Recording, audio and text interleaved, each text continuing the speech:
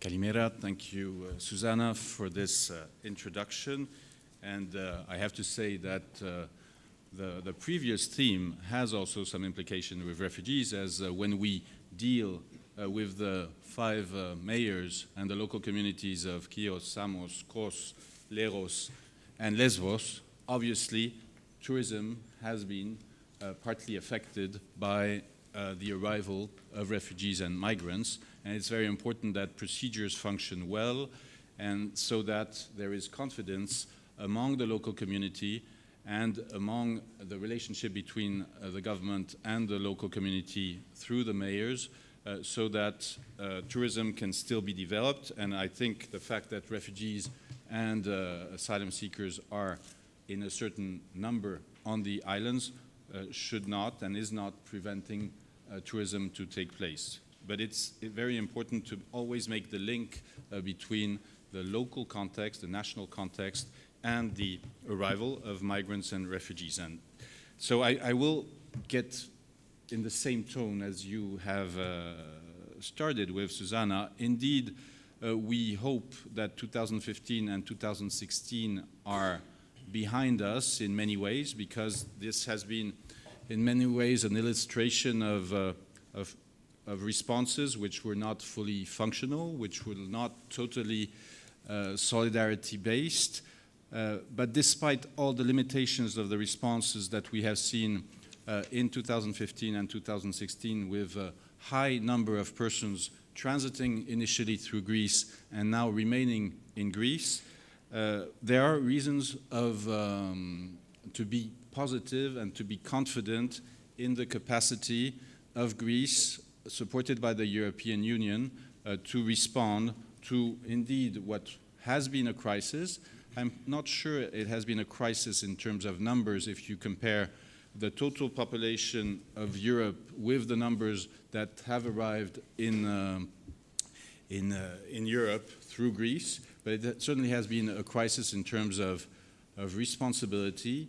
and we hope again that the situation will change for 2017 and beyond. Why are we relatively optimistic on the situation that we currently face in Greece? First, we indeed see a decreasing number of arrivals through irregular ways, and where people had died in the agency in many numbers. Too many have disappeared, too many have died, and the mere fact that the number of people trying to cross the agency that way is reducing is welcome. It's certainly a combination of various factors, and you mentioned the implementation of the EU-Turkey statement since the 20th of March, initiated on the 18th, implemented on the 20th. It also is certainly a consequence of the decision by the former Yugoslav Republic of Macedonia and other states to progressively close further their borders, first in December to many nationalities, then in February for Afghans, then in March for Iraqis and Syrians, which has transformed the needs that the Greek state should respond to, because most of the people who were on the 20th of March and before, when the closure of the northern borders happened, now have to remain either for some time on the islands or for longer on the mainland. I think in many ways the situation on the mainland is now getting under control. Most of the persons do have reception conditions which are adequate, with in particular the 20,000 places accommodation program, thanks to the EU funding, which was provided to UNHCR, so that apartments can be found, that hotels can be used. And in 2017, the will of the Greek government, the European Commission, and UNHCR is to go for 30,000 places in apartments through various contracts with municipalities, as we have done with Thessaloniki, Athens, Livadia. We are discussing with Crete mayors the possibility of, again, sustainable and decent reception conditions for the persons who are asylum seekers, as well as those who will not benefit from the relocation measures which have been put in place by the European Union, and for which more than 9,000 persons only have yet left Greece. The action plan by the EU and Greece is planning on the departure of 20,000 more from Greece until September 2017. It is important again that Greece does its part in this area in terms of registration and processing of relocation candidates to the EU member states participating to the program. The work has been done, and we are waiting for further engagement of EU member states participating to the program. Of course, those who are already participating, but those who have not yet participated, and it's important to do this advocacy so that solidarity towards Greece is manifested through relocation and not only through EU funding, which is extremely important and allows, again, to give a better treatment of asylum seekers on the mainland. The will of the government is to progressively reduce the number of sites so that people are, asylum seekers and refugees, hosted in, again, ordinary way and linking to possibilities of integration. As you said, Greece should also do its part in this area for a limited number of persons who will not benefit from relocation and who will remain and be recognized as refugees or entitled to subsidiary protection. Many of them will be Afghan citizens. We all know the difficulties that socially, economically, financially, Greece is going through, but we also see some possibilities, if properly supported at the municipality level and at the regional level with the state support, to further integrate the population, the limited population who will remain, through support to access to schools, through support to additional health support in areas where refugees have been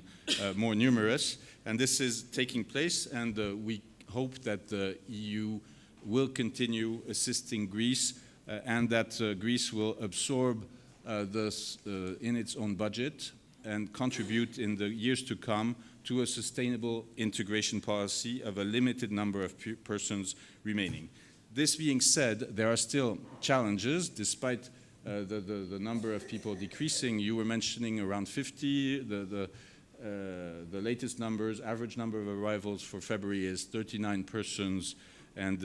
we see a continuous reduction, again linked to the implementation, partial implementation of the EU-Turkey statement and the closure of the borders. We are often in contact with communities of Iraq, of Afghanistan, of Syria, who are living either in Turkey or further away, and we do not detect in the willingness of these communities the wish or the will to immediately or in the short or midterm future to travel to Europe. I just want to remind you, as many of you, I'm sure, are migration and refugee specialists in this room, but some may not be, that despite what Europe has faced, the 22 million refugees around the world remain, for most of them, in the Middle East, particularly in the neighboring countries of Syria, including Turkey, as well as in Iran and Pakistan, where millions of persons, of refugees from Afghanistan have been remaining, in Africa, in Asia, and Europe is only receiving a relatively small part of the refugees around the world. And it is important, I think, to make that statement so that we have a global view. You said it's a European panel, but I happen to represent, despite being a European and French national, a universal and worldwide organization, the High Commissioner for Refugees. And we have also these global issues and the signs or the indications of the new US administration policy is also of concern, as the US has been the first donor before the European Commission for some time to UNHCR, as well as having a very important resettlement policy, meaning legal pathways for persons, for refugees to arrive in other countries. So this may have also an impact on the policies that are affecting Europe, or the situation which is affecting Europe. At the same time, the difficulty, and I'll conclude with that, in Greece is still a partial, clear implementation of the EU-Turkey statement on the islands, leaving sometimes situation of violence that you may have heard, some camps which have burned. In many ways, it is very important in 2017 to have a clear and transparent policy towards people who have been staying sometimes for 9-10 months and will stay since the implementation of the EU-Turkey statement for a year soon, without a clear understanding of what will be their fate in terms of the legal status of the future. And this has happened in particular to the Afghan and Iraqi communities. So we are working all together. There are many institutions at stake and participating, the European Commission, the EU member states, Greece, and various organizations like us. At the same time, the situation around Europe has not changed, and it is important that Europe learns from the difficulties it went through. In 2014, the situation was relatively similar in terms of the risks of people without a solution from Syria, from Iraq, from Afghanistan. And I have distributed today to you in Greek and in English the proposals that we have made to the European Union to better protect refugees in Europe, but also globally. What is important is that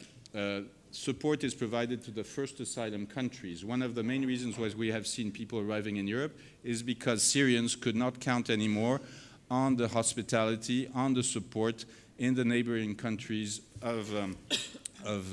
Syria, in Lebanon, in Jordan, in Iraq in particular. And this is one of the reasons which have led people to continue their way in Europe. So we need to ensure that there is solidarity, responsibility in the EU asylum, in the EU policies outside of Europe, but we also need to make sure that there are emergency preparedness and mechanisms within the EU if a larger influx would affect, in particular, countries like Greece and Italy, but tomorrow it can also be on the eastern side of Europe, and other EU member states may be affected by large influx. Thank you very much.